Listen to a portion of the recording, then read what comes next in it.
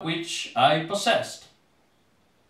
I am called repeatedly and insidiously Prime and Sole Minister, admitting, however, for the sake of argument, that I am Prime and Sole Minister in this country. Am I, therefore, Prime and Sole Minister of all Europe?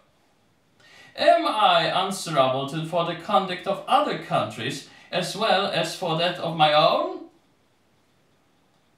Many words are not wanting to show that the particular view of each court occasions the danger which affected the public tranquillity. Yet the whole is charged to my account, nor is this sufficient. Whatever was the conduct of England, I am equally arraigned. If we maintained ourselves in peace and took no share in foreign transactions, we are reproached for tameness and pusillanimity. If, on the contrary, we interfered in these disputes, we are called Don Quixotes and dupes to all the world. If we contracted guarantees, it was asked, why is the nation wantonly burdened? If guarantees were declined, we are reproached with having no allies. I now come, sir, to the second head, the conduct of domestic affairs. And here, as the most heinous charge is made, that the nation has been burdened with unnecessary expenses for the sole purpose of preventing the discharge of our debts and the abolition of taxes. But this attack is more to the dishonour of the whole Cabinet Council than to me. If there is any ground for this imputation, it is a charge upon kings, lords and commons, and corrupted or imposed upon. And they have no proof of these allegations, but affect to substantiate them by common fame and public notoriety.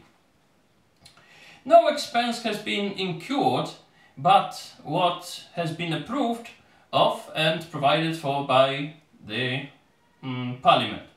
The public treasure has been duly applied to the uses to which it was appropriated by Parliament, and regular accounts has been annually laid before Parliament of every article of expense.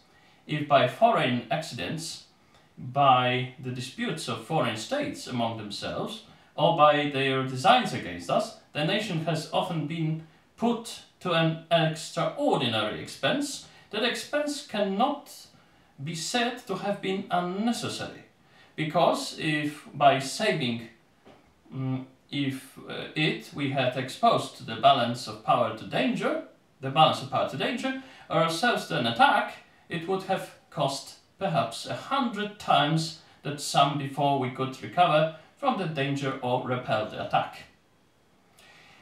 In all such cases, there will be a variety of opinions. I happened to be one of those who thought all those expenses necessary, and I had the good fortune to have this majority of both houses of Parliament on my side. But this, it seems, proceeded from bribery and corruption. Sir, if any one instance had been mentioned, if it had been shown that I ever offered a reward to any member of either house, or ever threatened to deprive any member of his office of employment in order to influence his vote in Parliament, there might have been some ground to discharge. But when it is so generally laid, I do not know what I can say to it unless it to deny it as generally as positively as it has been asserted. And thank God, till some proof be offered, I have the laws of the land as well as the law of charity in my favour. Some members of both houses have, it is true, been removed from their employments under the Crown, but were they ever told either by me or by any other of His Majesty's servants that it was for opposing the measures of the administration in Parliament? They were removed because His Majesty did not think fit to continue them longer in his service.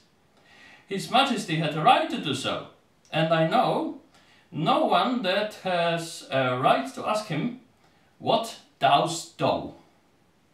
If His Majesty had a mind that favours of the crown should circulate.